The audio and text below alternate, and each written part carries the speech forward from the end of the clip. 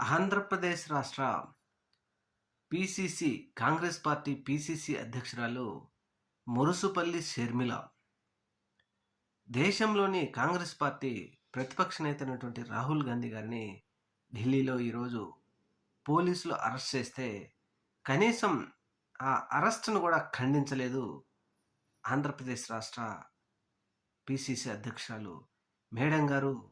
మరి ఎక్కడున్నారో ఎవరికి తెలియదు.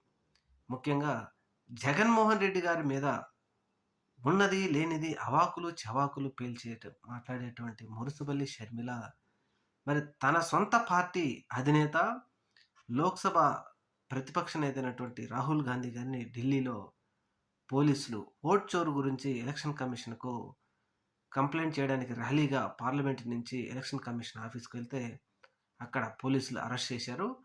దీని మీద కనీస స్పందన కూడా పీసీసీ అధ్యక్షురాలు మురుసుపల్లి షర్మిల చేయకపోవడంతో ఇప్పుడు ఇది పెద్ద ఎత్తున ఆంధ్రప్రదేశ్ రాష్ట్రంలో చర్చ అయింది.